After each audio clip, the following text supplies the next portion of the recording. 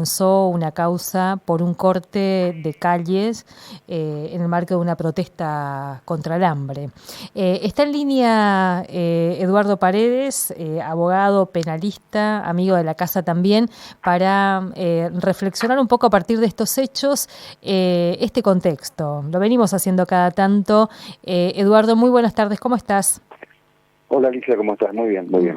Ahí te dábamos algunos de los casos que estamos mirando como para complejizar un poco. Algo que venimos diciendo no es nuevo y que tal vez lo que nos está faltando, lo decía también Federico Giuliani, este dirigente sindical con el que hablábamos, una caracterización un poco más clara, un mapeo más claro de cómo vienen estos procesos de criminalización en nuestro país. ¿Cómo lo ves vos? Bueno, una de las cosas que se sabe poco, y ahora hay campaña electoral y seguramente vamos a ver a los dos candidatos que quedan hablando de que hacen falta más, o cambiar el Código Penal, o los jueces son blandos. Hay un proceso de crecimiento, y después voy al tema específico de la población penitenciaria en Argentina de hace 20 años, desde hace 20 años más o menos, que alcanzó el 200%. Nosotros estamos siguiendo un camino que nos está llevando a una sobrepoblación carcelaria. ¿Esto qué indica?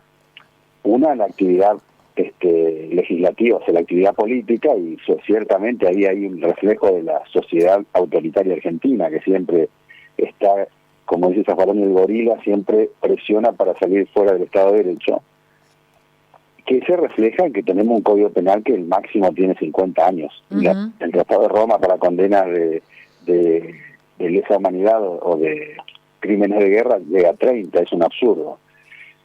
En ese contexto lo que podemos ver primero es que a 40 años de democracia tenemos un poder judicial extremadamente autoritario, en general.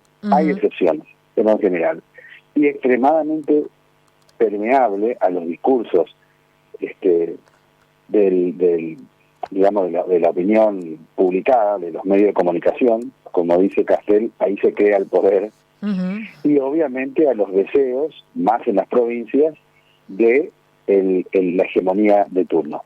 A nivel nacional vemos, por ejemplo, cómo operan sobre lo que se llama kirchnerismo, porque intuyen dónde está son funcionales siempre al poder real.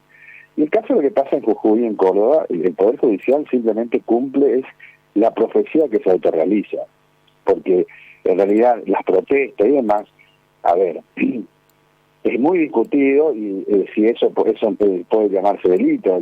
Uno tiene derecho a protestar y es una garantía que está en la Constitución y en los tratados internacionales.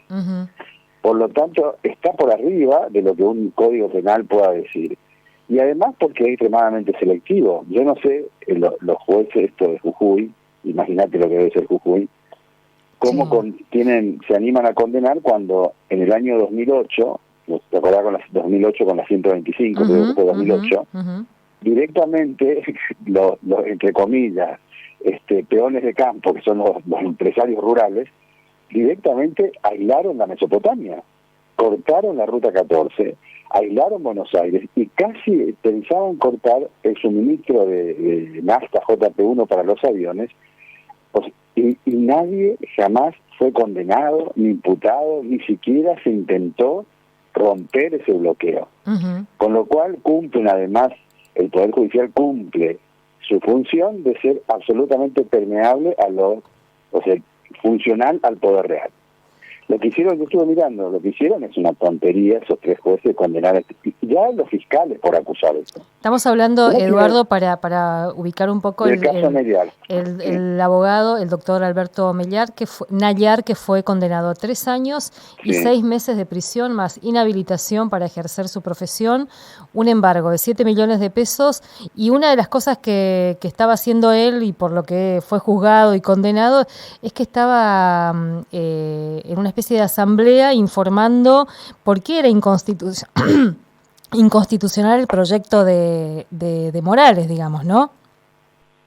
Pero además eso se conoce en doctrina, no quiero hablar así, ¿viste? Los abogados somos un plomazo cuando hablamos, se denomina autor por convicción, cuando uno considera, porque está el autor por conciencia, en este caso de que se negaban, por ejemplo, a prestar servicio militar y eso Y después el autor pues se conoce mucho, esto, ¿sí? Cuando uno cree que una norma no es aplicable o inconstitucional, como en este caso, y ahí uno hace lo que se llama, se denomina la resistencia civil pacífica, ¿ves? Sentarse, por ejemplo, en las calles y no dejar pasar los autos.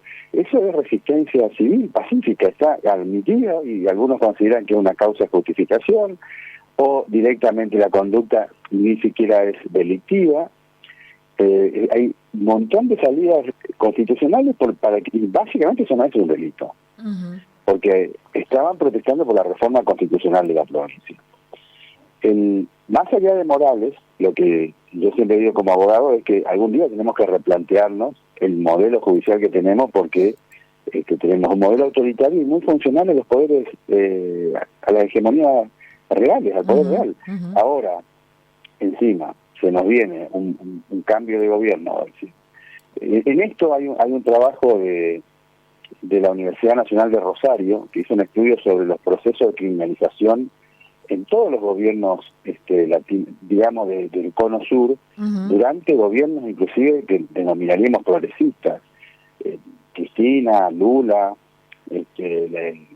Correa en Ecuador, y lo que se notó, salvo un periodo muy particular de Kirchner, es que todos han seguido un proceso creciente de carcelario, así que siguió aumentando, y menos marcado que cuando uno ve la estadística cuando está la derecha declamada públicamente, o sea, la que dice ser derecha como Macri, aumentó mucho y se reformó el Código Penal para mal, y obviamente el Poder Judicial no opone ninguna resistencia, y en el caso de Jujuy, ¿qué podemos pegarle a Jujuy? ¿Cómo qué podríamos pegar acá?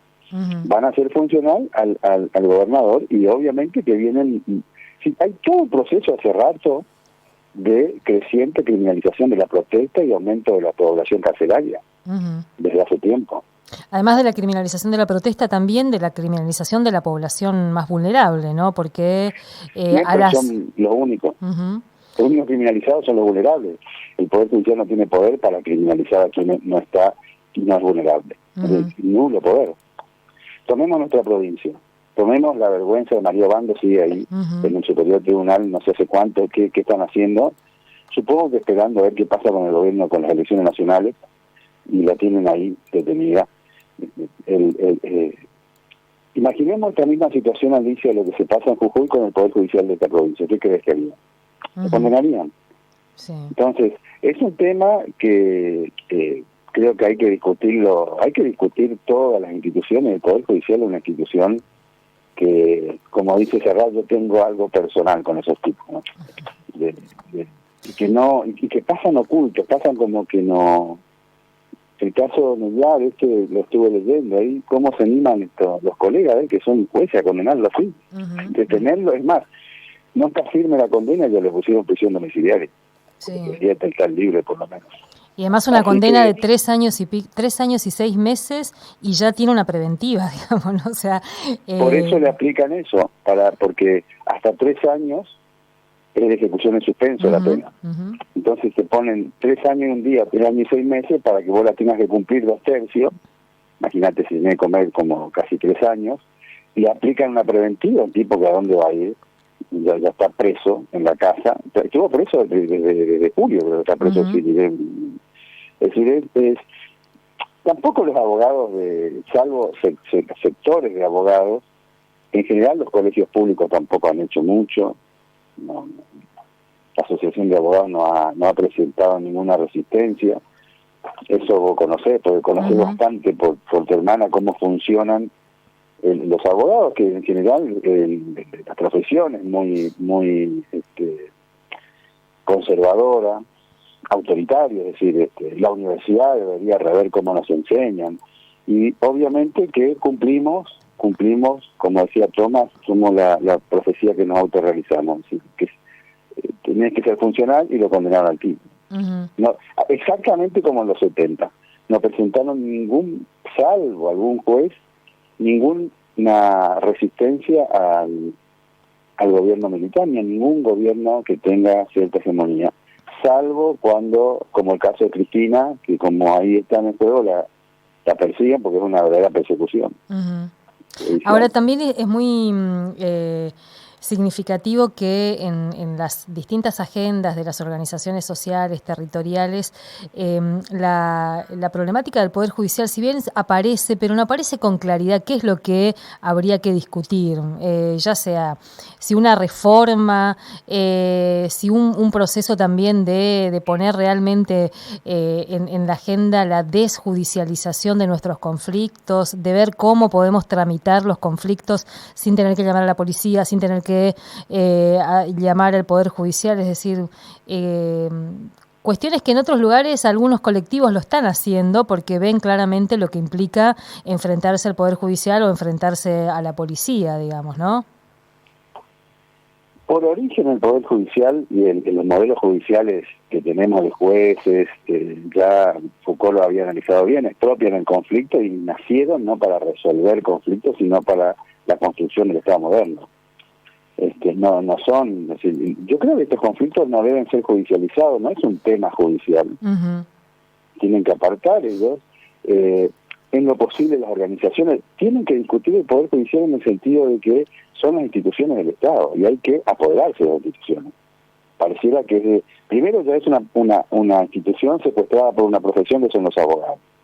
Y si más allá de que esto es un discurso abogadil, digamos, nuestra Constitución trae el modelo de jurados, que sería mucho mejor que te juzgue alguien, un igual de última, si tenés que llegar a un tema, que un profesional que es muy funcional a los deseos de... Se armó un revuelo cuando vos dijiste que querías que te juzgue, no sé, creo que decías un portero, antes que te juzgue un juez. Es cierto, absolutamente, porque el jurado tendrá su riesgo, pero digamos, prefiero me juzgue a alguien que no sea abogado, lo más lejano a eso. Uh-huh. Entonces hay que rediscutirlo, obviamente que estas son cuestiones sociales, de discusión de la construcción de las instituciones, como era el caso ahí de la reforma constitucional. No es un tema judicial. Uh-huh. Pero siempre van a operar como más en esa provincia, que dependen claramente de Morales. Uh-huh. Claramente son pequeños feudos como pasa en la provincia. Que hay que mirarlo también desde nuestra provincia, digamos, ¿no? Para no verlo tan lejano por lo que implica nuestro propio Poder Judicial. Y yo creo que en nuestra provincia probablemente sea peor que Jujuy.